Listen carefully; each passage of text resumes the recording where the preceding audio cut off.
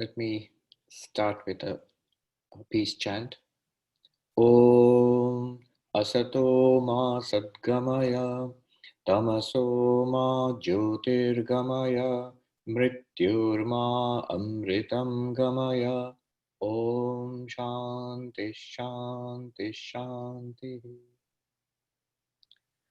Om, lead us from the unreal to the real, lead us from darkness unto light, lead us from death to immortality. Om, peace, peace, peace. I hope the volume is adequate. Okay. Good. So the subject this morning is steps to realization. And in Advaita Vedanta, actually, there are no steps to realization. That would be a pretty short talk. What steps do you take to become what you are? So where you are sitting, if you want to go to the Vedanta Society of Dallas, you can find out. Your GPS will tell you where to go, which direction, how do you travel. But suppose you're sitting right there. What are the steps you need to go where you are sitting? Nowhere. In fact, any step you take will take you away from where you are sitting.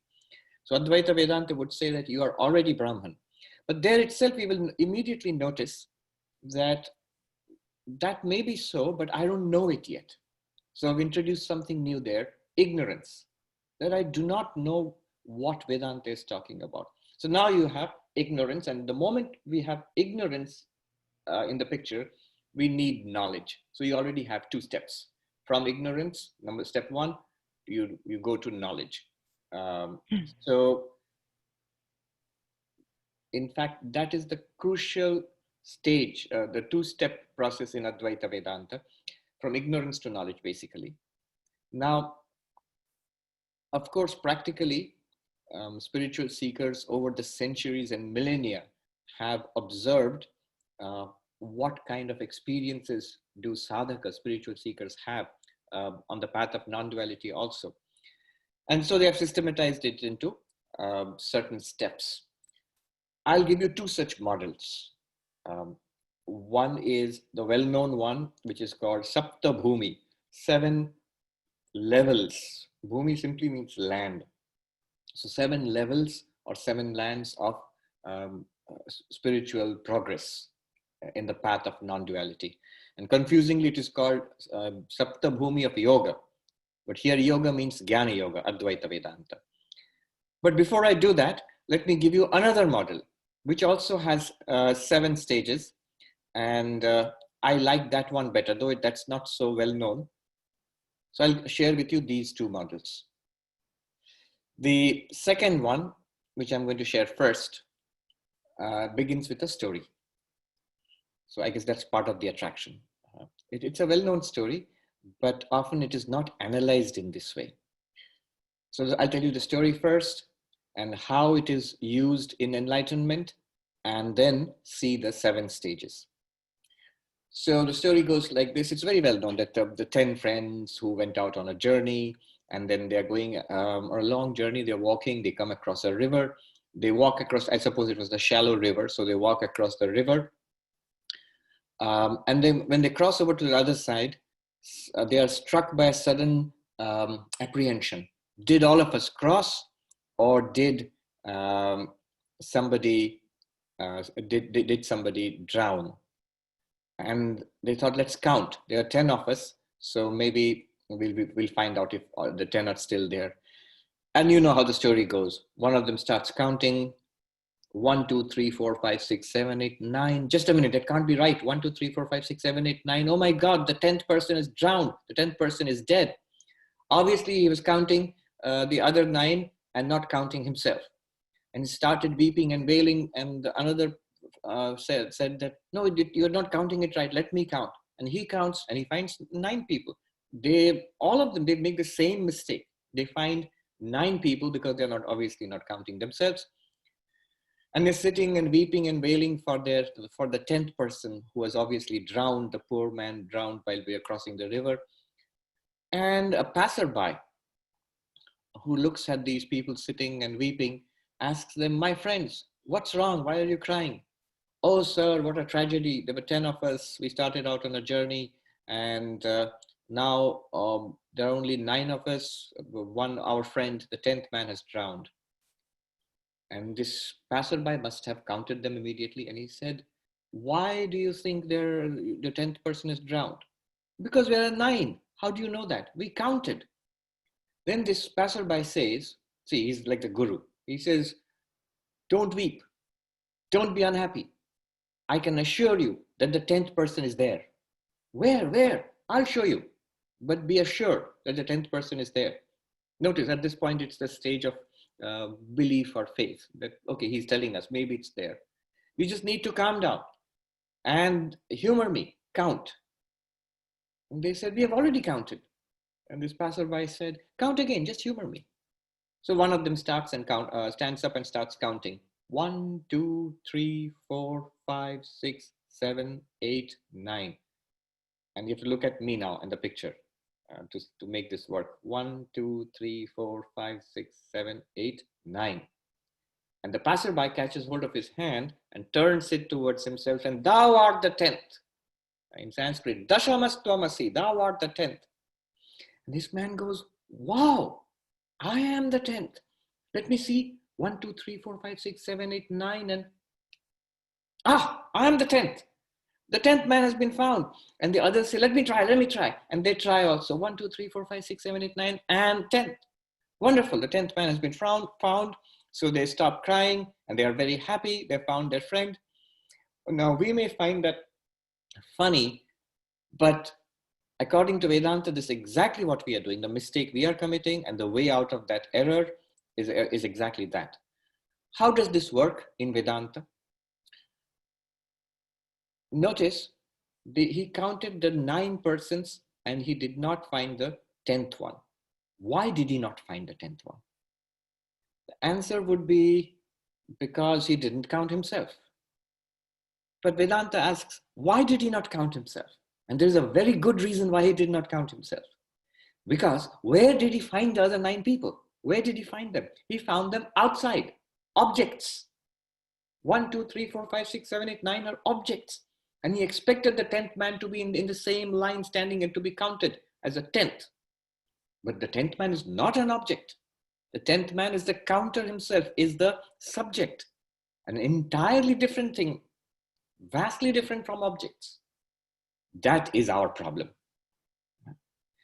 How does that work?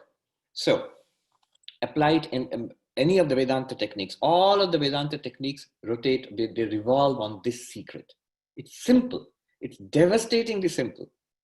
Until we get it, we are in all sorts of muddles, and Advaita seems very difficult. When you get it, you see how stunningly simple it is, how obvious it is, how it was always there all the time, unmistakably so. And you feel, I was always all right. I was this infinite being. So you are supposed to find the Atman. For example, in the method of the 5 sheaths, the Panchakosha Vichara, 5 sheaths of the human personality. Many of us have read about it. We have the physical body. We're asked to notice that you have a body first, and then notice something subtler, more inward to that. That's the breath. And then notice something inward to that. That's the mind, thoughts and feelings. Then notice something inward to that. That's the intellect, which is doing all this kind of analysis. Notice something inward to that. Beyond that is the Anandamaya Kosha, the blankness. If you try to push beyond thinking, understanding, you hit a blank wall. That blankness, which we experience in deep sleep, for example, when all thought, all mentation shuts down. You hit a blankness, nothing more. That's the Anandamaya Kosha. And that's as far as we can go. So when we are inquiring about the self, the technique is this. I'm in a very short encapsulated format. One of the techniques. I showed you one yesterday. It applies to that also. So in this one, you start with the most obvious feature of yourself, the body, and then go deeper and more subtler. Why do you go deeper and subtler? You can apply those same criteria which we applied yesterday. I am the subject, not the object. I am the drashta, not the drishya. So if the body is a drishya, I can't be the body. I am conscious.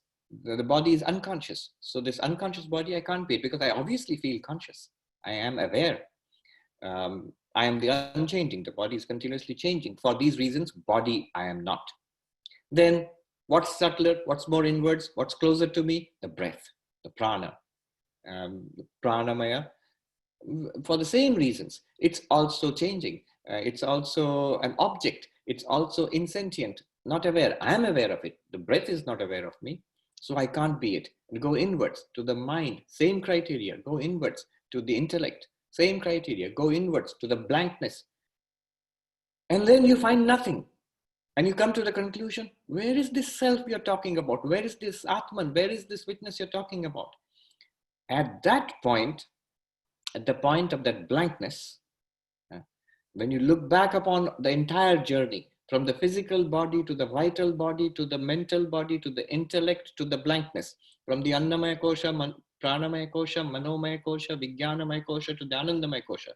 You look back on the entire thing, and then the teacher tells you, to what are they all appearing? There, nobody can help you. This switch, this one, this you have to make yourself. You have to instinctively catch what is being pointed out. That you are the awareness to whom all of these are appearing. And this awareness is not an object. Why we are unable to find the witness consciousness? Yesterday we were talking about it. The same Drigdrishya Viveka, the same problem will arise. Eyes are the seer, the forms are seen, the eyes are seen, the mind is the seer, the mind is seen, the witness is the seer, and everybody looks puzzled at that point. Because the forms and the eyes and the mind, they're all objects. And you're trying to find the witness as an object. Impossible. You are the witness. Nothing more can be said here. Nothing more I'll say can help you. You have to make that instinctive jump. And then notice the unchangeability of the witness, the luminosity of the witness, that it is of the nature of consciousness, that it is one, that it is unrestricted by anything. Everything appears to it. It does not appear to anything. Everything is limited. All limited things appear to it, but it is itself unlimited. It is immortal. It is unchanging. It is free of all trouble. You notice that about yourself. That is enlightenment. That is freedom. Okay. Now, there are 7 stages in what we did. So I would at this point like to share the screen and show you something. Just, okay. So you'll have to enable my screen sharing. I'll request the host to enable my screen sharing. Yes, Swamiji. Is it enabled? Yeah. Yeah. Okay. Now, why is it not showing my screen? Okay, one second. It's showing a blank. No, it's something else is being shown. 1 second.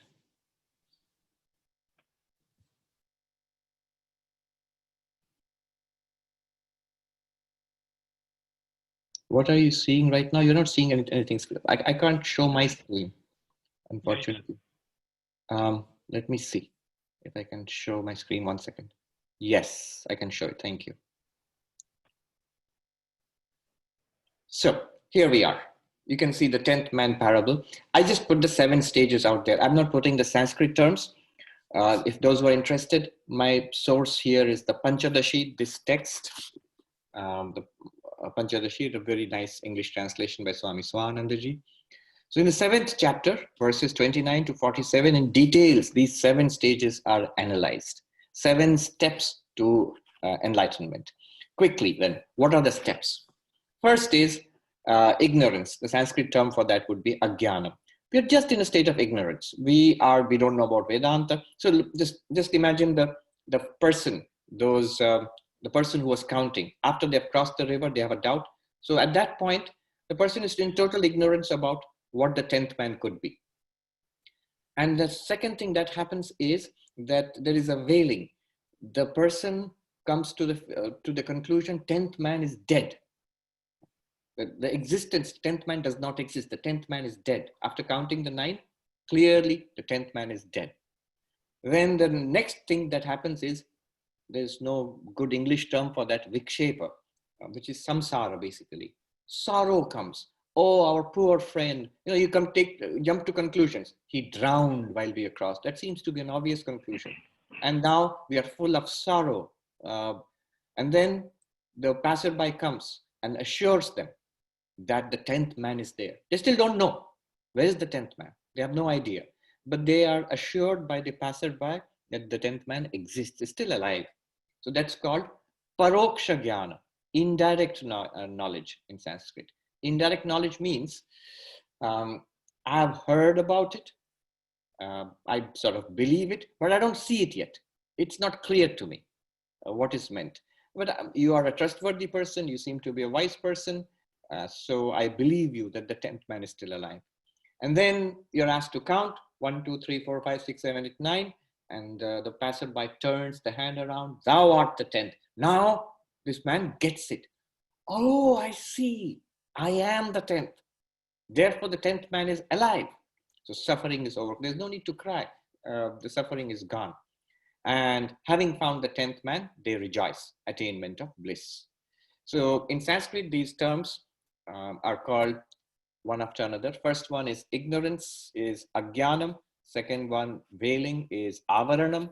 Third one, as it says, vikshepa, the state of samsara or suffering. Fourth one is paroksha jnana, indirect knowledge.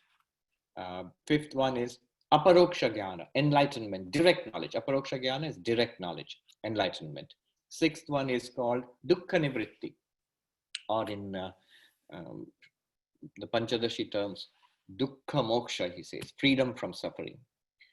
And then the seventh one is ananda prapti, or in Panchadashi terms, he says nirankusha ananda, unlimited, unrestricted bliss. So these are the 7 stages. How does it apply in our spiritual life? So just like the man who was ignorant about the 10th person, first of all, we start off with a general ignorance. I do not know about Vedanta. I do not know about spiritual life. I'm not particularly interested. And when I'm told about Vedanta, that you are not the body and mind, you are the Atman, I come to the conclusion, it doesn't exist. That self which you are talking about, I exist and I'm the body mind, but that self does not exist which you are talking about.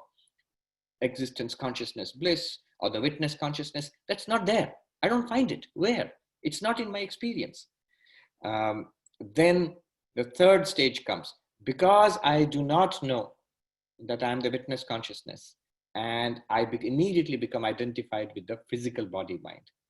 I'm the doer of deeds, I'm the enjoyer or sufferer of the results of deeds. I get caught in the cycle of karma, samsara starts for me. So up to 1, 2, and 3, this is the state where we are at the when we come into Vedanta. This is what we feel like. When we're told about Vedanta, this is what we feel like. We're still in samsara. Then comes actual Vedanta teaching, and we begin to understand this is an indirect knowing. Like the passerby said, the 10th person is there. The Vedanta teacher comes and says, no, you're not the body and mind. The real self is infinite, unlimited, not subject to sorrow, not subject to birth and death. All right, so I can believe you. I can sort of understand what you are saying, but I don't see it yet. It's not real for me. It's still theoretical. That's indirect knowledge. At that point, we sort of believe the guru, the teacher. It's a kind of working faith. Maybe there's something that you want to teach us, but we don't see it yet. And then comes the direct knowledge.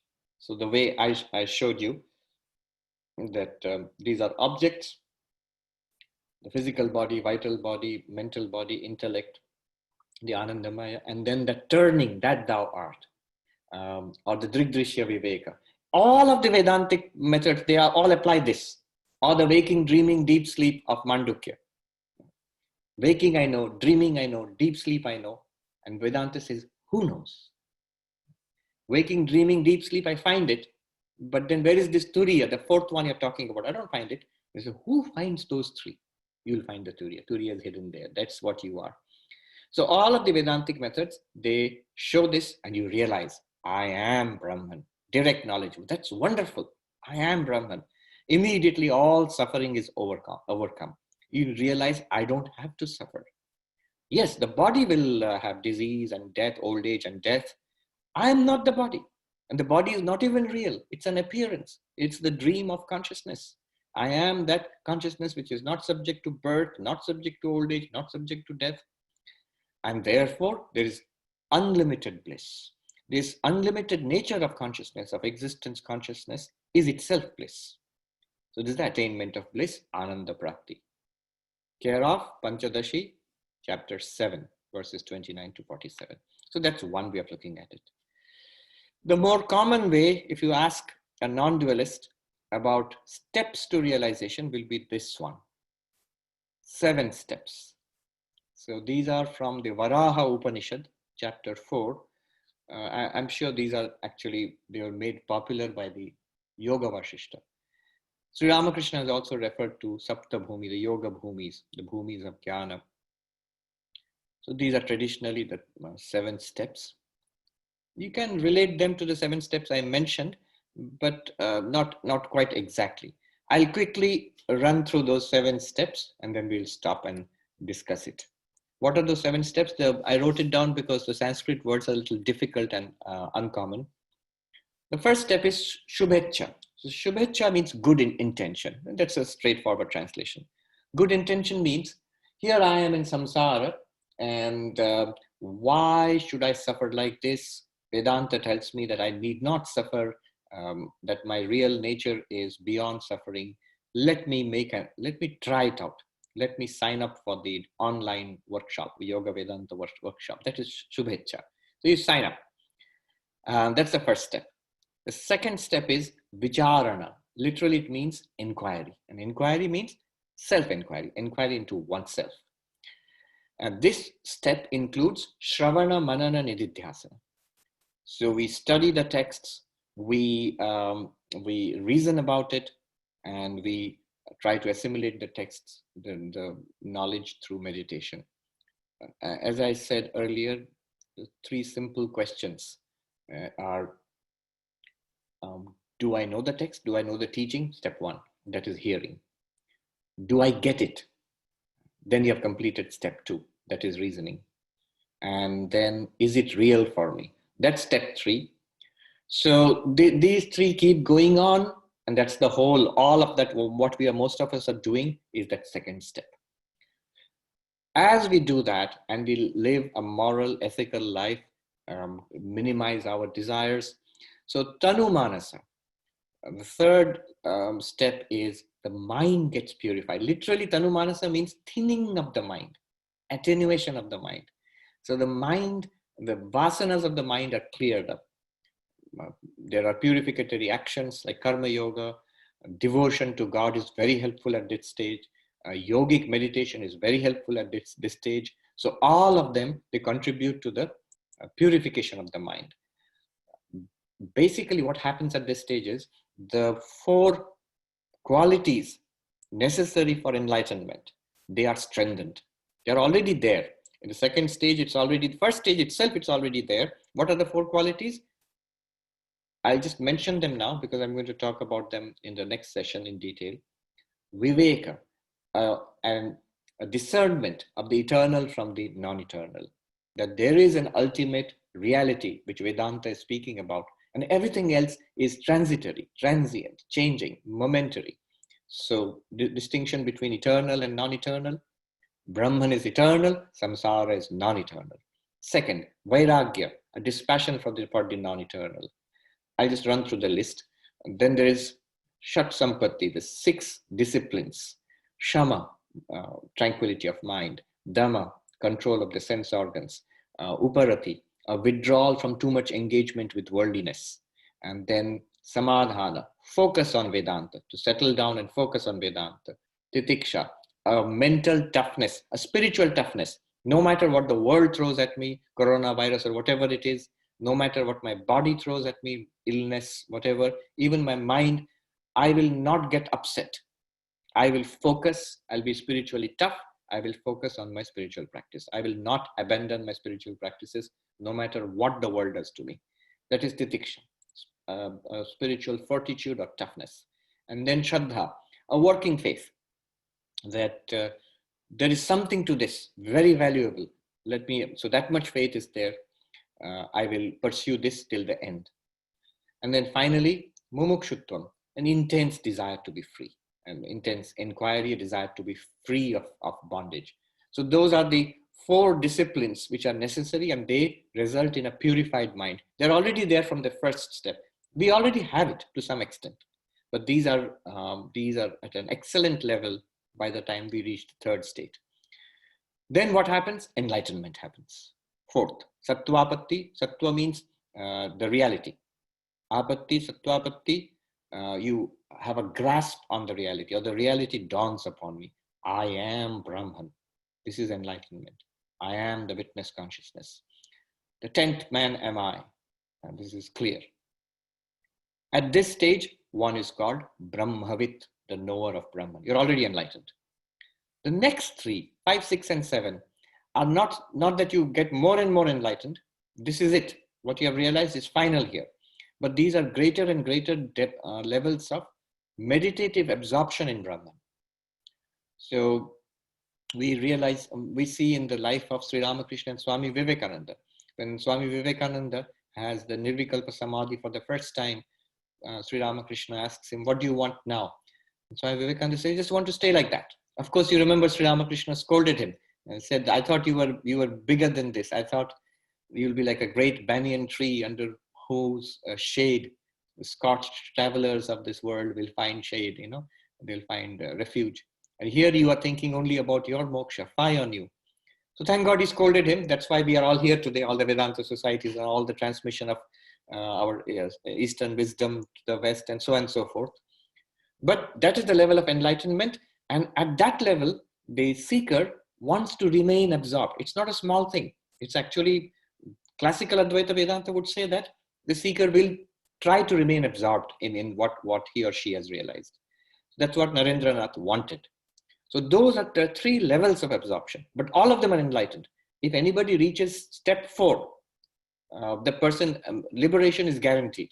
At the point of death, that person will never come back. After death, the person will never come back to this world again. So moksha is guaranteed. And the person realizes fully that I am Brahman. But the 5, 6, and 7 depend on meditation, deeper and deeper levels of meditation. Number 5 is asamsakti. Asamsakti means unattachment to the worldly appearances. This is compared to a dream state. So the worldly appearances, the world, one's own body, they appear like things seen in a dream. And the person is deeply absorbed in meditation, goes into samadhi, comes out of samadhi. So this person is called Brahmavit Vara, a superior knower of Brahman. Vara means superior. So the earlier one was a knower of Brahman, enlightened. This is a superior enlightened one who can remain absorbed in Brahman, but comes out of that absorption once in a while. Number 6, Padartha Bhavini. Here, the world seems to fade away, like in being in deep sleep. And the person, as far as the world is concerned, is like in deep sleep. But as far as Brahman is concerned, he is reveling. He is absolutely, the sense of distinction between self and Brahman has gone. And this person stays as Brahman in samadhi. At this stage, it's not possible for the person to come out by himself or herself. So it will require somebody else to bring the person out of samadhi. Now, these things may seem very theoretical if we had not seen Sri Ramakrishna's life. Again and again we see, every day he's going into samadhi. And not only that, sometimes the samadhi is so deep, others would get scared around him. Like he's standing and suddenly going into samadhi, just standing, not even trying to meditate. Every hair of the body stands on end. Every hair of the body. I don't know what that would have looked like with his hair and beard and all. And the face is glowing with an inward joy. And it actually scared people around him. So he would teach others, primarily the Holy Mother, but other young disciples, Latu Maharaj and others. He would teach them mantras to say when they saw different kinds of samadhi in him. They would have to repeat that mantra again and again. Then the mind would come back to this world. So at this stage, so by the example of Sri Ramakrishna, we get a vivid demonstration that these are not just theoretical, not just philosophical. This actually happens. So he would come back to this world, but only somebody has to pull him back. Sometimes he would do that himself. He would hold on to a desire that he would say, I'll drink a glass of water. There's little worldly desire, and that would pull the mind back again out of samadhi. So such a person is called, I don't know what you can say, that the superlative knower of Brahman, Brahma with Variyan, even more superior knower of Brahman, superlative knower of Brahman. Not that this person knows Brahman any more than stage 4, but just the absorption is much deeper. And finally, the 7th one, Turiyaga, the one who has merged in Turiya or realizes oneness with Turiya. It's the final absorption where Nirvikalpa Samadhi cannot be broken. This is called the Brahma with Varishta. Cannot come back by himself. Nobody can bring this person back. Within 20, Sri Ramakrishna used to say, this is the Samadhi in which after 21 days, the body will go away. Our Swami, the Swami who was in Boston and Providence, Sarvagatanandaji. So he has written about an experience in the Kankhal Sevashram in our hospital, which is near the Himalayas in Rishikesh, actually, not Rishikesh, Haridwar. There, he saw, so monks who were ill would go there. Even now, monks who are ill would go there for treatment in our hospital. So at that time, this was 60 or 70 years ago, one such monk came, and he seemed to be a very luminous, enlightened person. And his disciple brought him. He was ill, obviously, not responding, seemed to be comatose, but there was some kind of luminosity about him, not responding at all to external stimuli. So this Swami Sarvagatanji says he became very curious. He would always talk to the monks who came as patients. He would take care of them, but also spend time with them. He started spending more and more time with this monk who was from Rajasthan. And he and that monk's disciple, they served this monk. And he says, it was wonderful. You felt a great sense of peace while sitting. This monk would not speak, would not talk, would not respond to anything. They tried their best. They would feed him a little bit of milk, and sometimes milk would roll out from the corners of the mouth. But the monk seemed to be in great joy somehow. And Swami Sarvagatanji was curious, 21 days. And he says on the night of the 21st day, he was sitting near the bed of that monk. And the monk was, as usual, unresponsive. And at that moment, that monk suddenly caught hold of his hand and squeezed his hand and let go. And he was gone. 21 days exactly. So Sarvagatanji says, that's also true. What Sri Ramakrishna used to say, that in this final state, one does not come back anymore. Okay. So these are 2 models, 7 steps. This is the traditional model. These 7 steps to realization. Again, I must emphasize, at step 4, your job is done. If you want further and further absorption in Brahman, 5, 6, and 7 are available to you. Even if one does not, one still is a Jivan Mukta, and one will attain freedom, complete freedom after death also. So everything is done for this person. All right. I think we can take questions now. Swami Atmarupananda, can you unmute him, Lakshmi, please?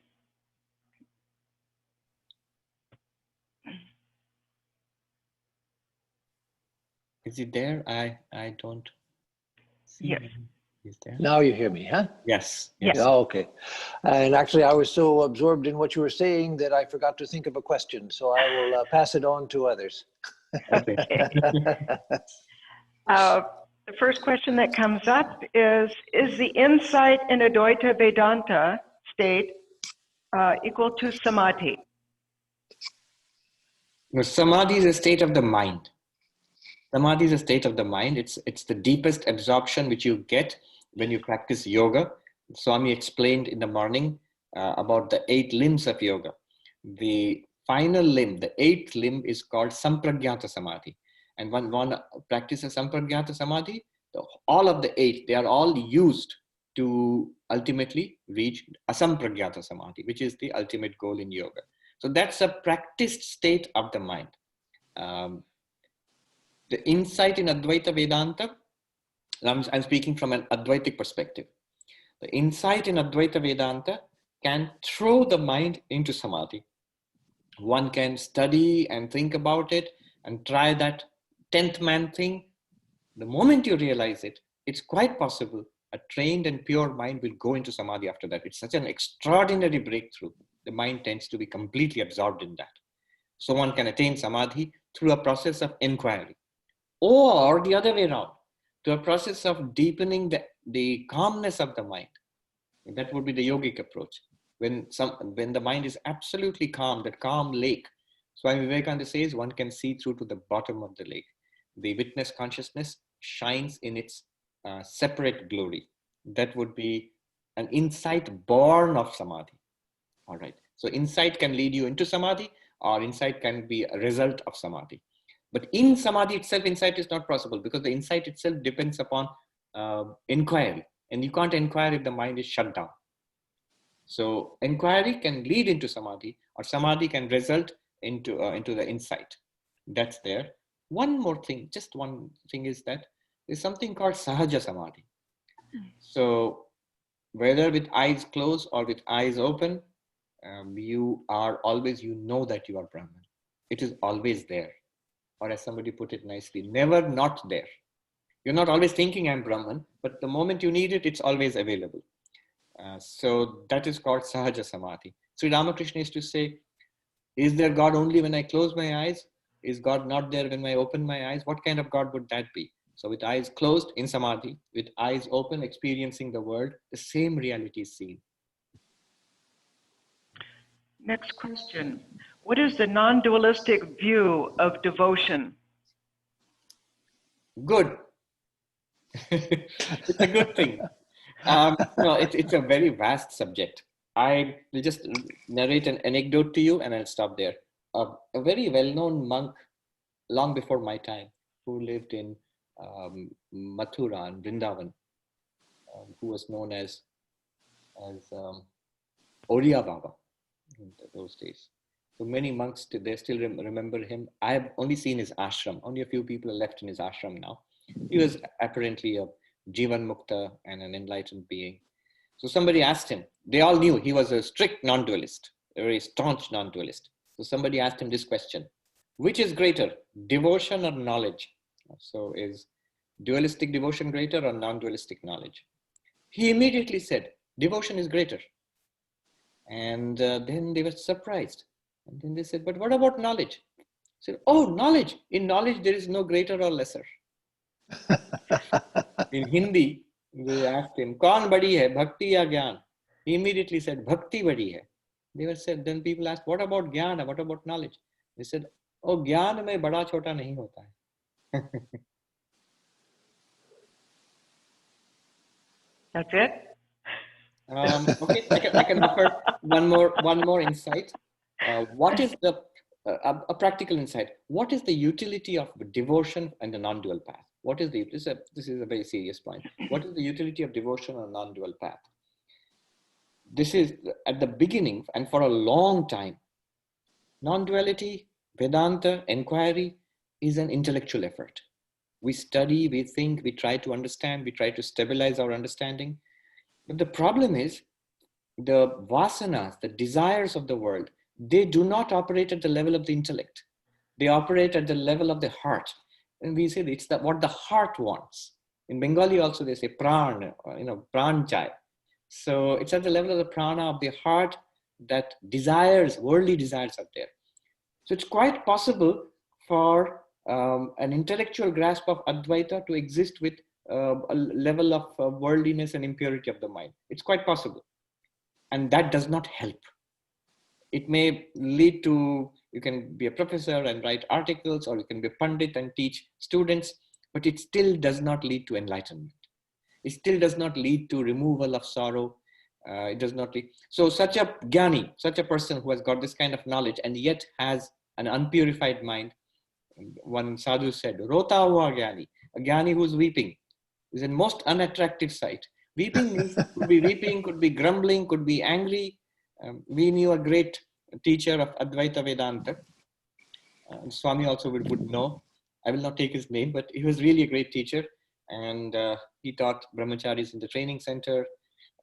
He had a little beard and a fan, and so the Swami knows who I'm talking about. But he also used to be quite an angry person. He would lose his temper at the drop of, or at least once in a while. So somebody asked him, "You have such a great grasp on Vedanta. So why do you get angry?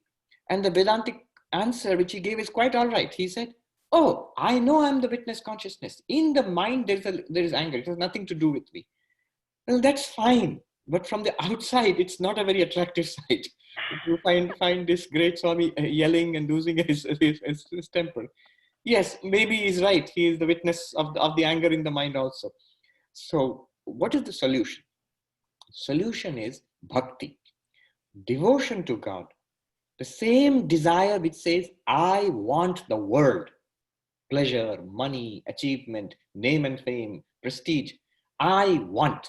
That I want remaining the same, you push the world aside and put God in there. God is most attractive. Something like Krishna or the Divine Mother, most attractive. If you dwell on it, slowly that I want will flow towards God. And then jnana is much, much easier. Not only jnana, knowledge is much easier, the manifestation of that knowledge, where anger and lust and greed and unhappiness, they will all be wiped out. Another monk I know, whom I respect very much, a wonderful Swami, one of the most brilliant people I've met. So many years ago, I asked him, do you think you're enlightened? And he said, no. I asked, why not? And he said, abhi bhi dukh hai. There's still some kind of dissatisfaction, some kind of incompleteness in my mind. So he's a very honest person. So he clearly sees the state of the mind is like this. These things are removed very easily by bhakti.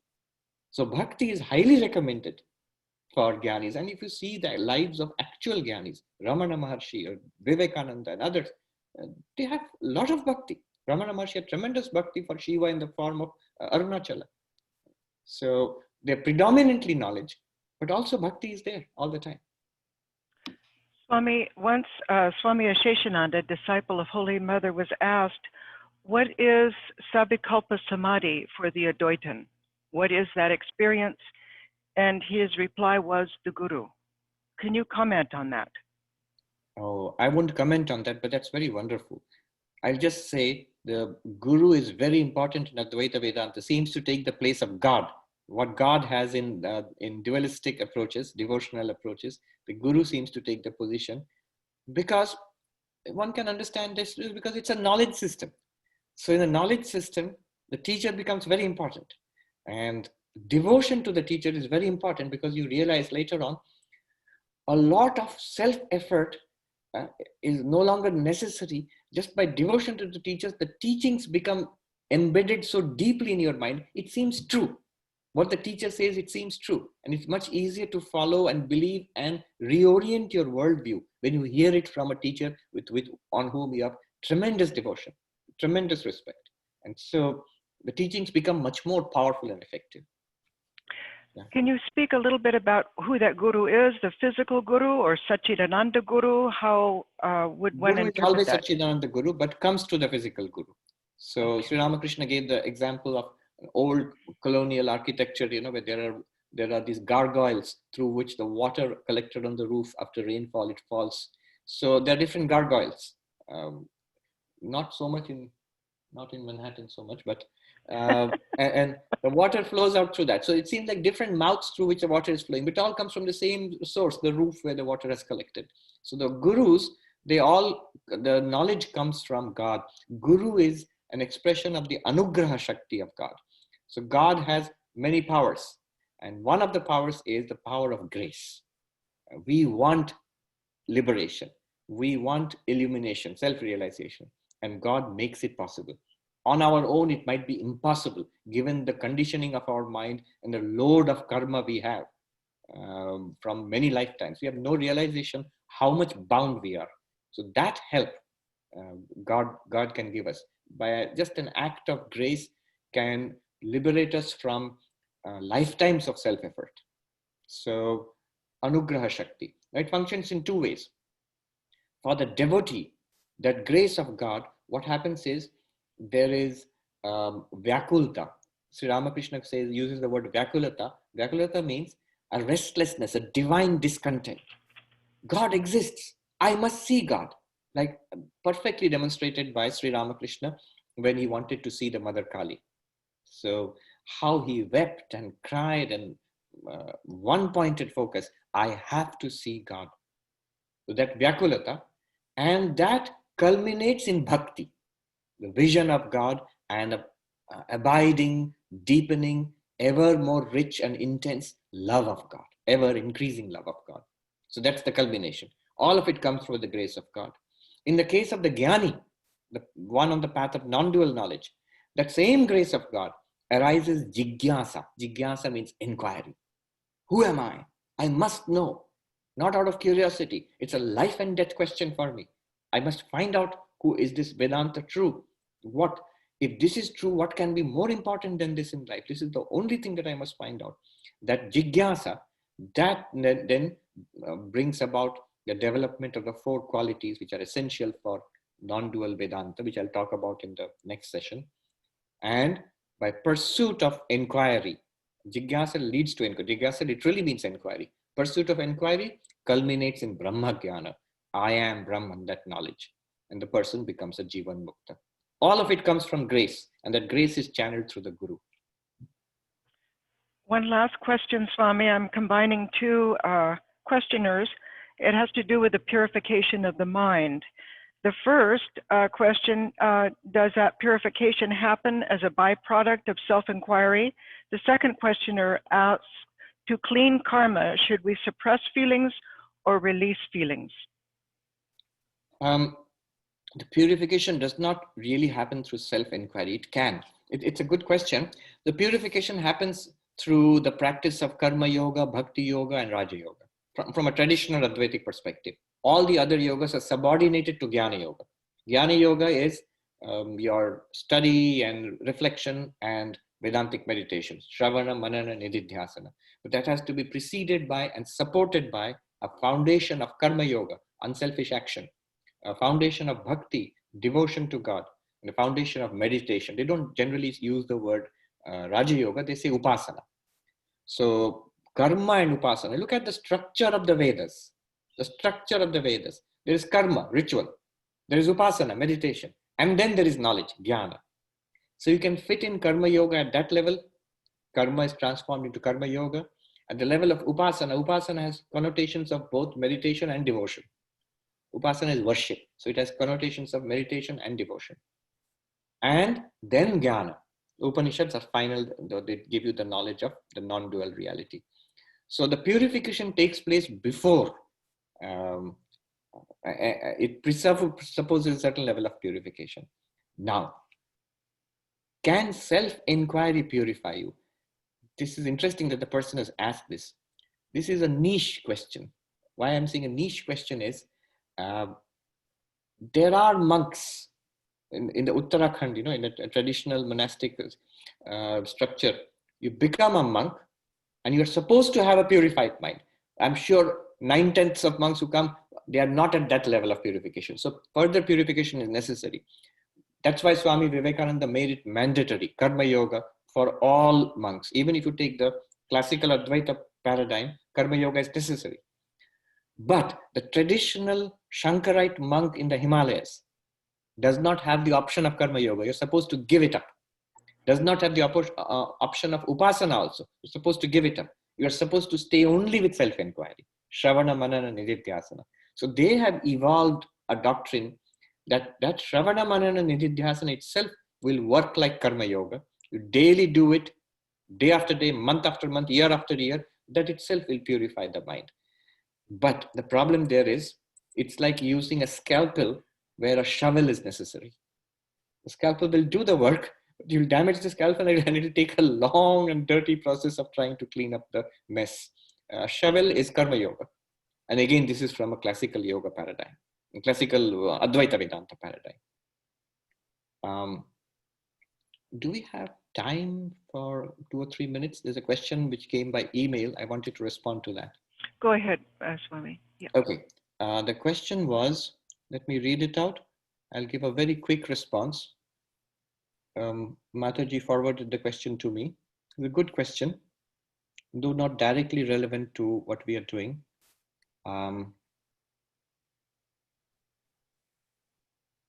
So the question is, this is from Anand. Thanks for a nice session on Yoga Vedanta today. That was yesterday. Question is in relation to the neo-atheist discussion that you had in the session. You mentioned the critique of theistic approaches, mystic approaches like yoga by neo-atheists like Sam Harris.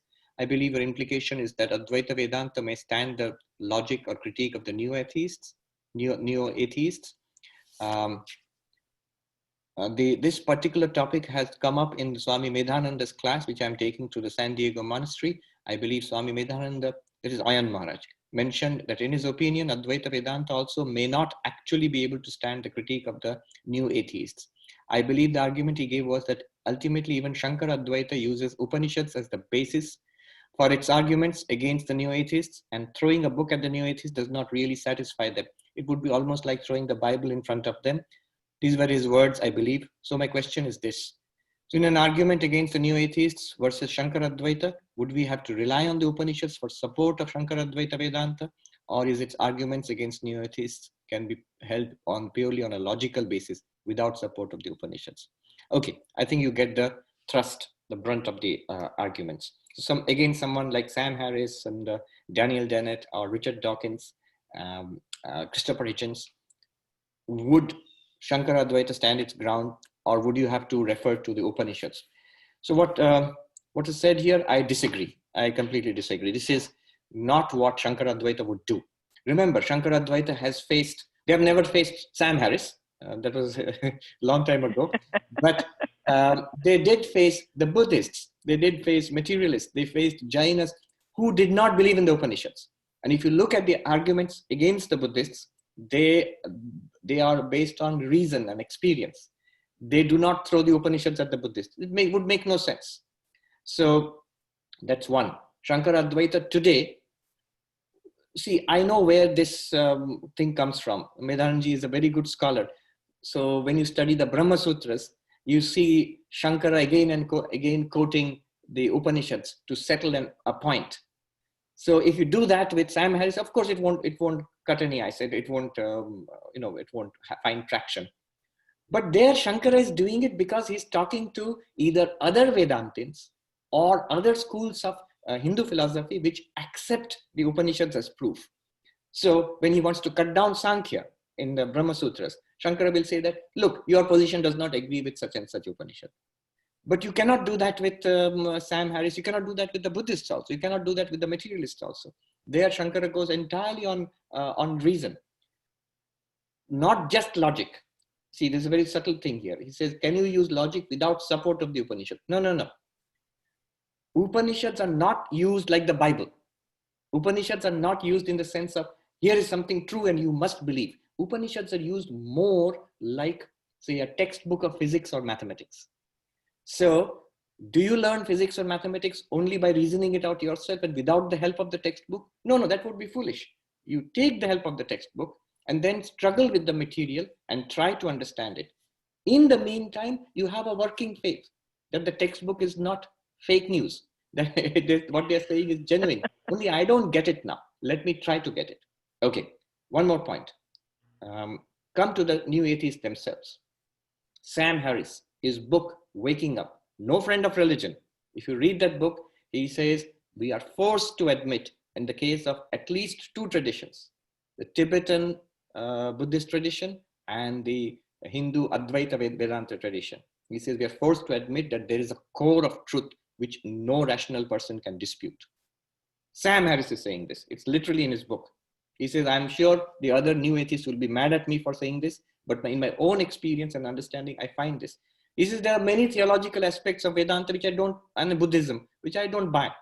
But the core insights, they are obvious. Any serious person has to take them seriously. He says that. Last point. Say David Chalmers, who's talking about the hard problem of consciousness.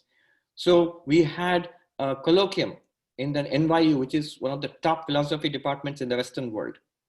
And there, some of the top philosophers in the world today, I Googled top 10 living philosophers, otherwise we'll get Plato and Aristotle. Top 10 living philosophers in the list, 4 of them I found in that room. And what was the discussion? The hard problem of consciousness, Advaita Vedanta perspective. So there, none of the throwing the books will work. Nobody ever threw a book at David Chalmers. That will simply not work. Only argumentation, only reasoning, based on experience. One more additional point, I mentioned it yesterday, I think. I myself wrote a defense of Advaita Vedanta against a Tibetan, against the Chandrakirti's attack on the concept of Atman. And there, the professor, one of his critiques was, first draft, do you think this is a temple talk, Vedanta temple talk? This is a Harvard University philosophy paper. Reasoning, argument, every point, every sentence has to be argued for. And the end result was, everything was argued for, and never, the only quotations from the Upanishads are to connect that this is what the Upanishads are saying. Again and again, Drigdrishya Viveka, Panchadashi. You don't throw the book at the people. The book is supposed to be understood. And then you see, this is what the Upanishads are telling us. I wish I had more time. I could expound on this theme a little more. So I do not agree. It's absolutely not the same thing as the believing in a text. So the believing in a text, why would anybody think that? When you are in that fourth stage, which we're talking about, the stage of indirect knowledge. At that step, when the passerby tells you, don't cry, the 10th person is alive, you tend to believe that person. But the whole point is to see for yourself that I am the 10th person. And that is not a case of belief. It's a case of the text just points it out, like the passerby just pointed it out and you're supposed to get it. Quite unlike the theistic religions, whether it's the Torah or the Bible or the Puranas, where a lot of it is to be taken on faith. This is not to be taken on faith. It has to be realized and made a first-person experience for yourself, an insight for yourself. It should result in a complete change of your paradigm, worldview about yourself and the world here and now. Okay.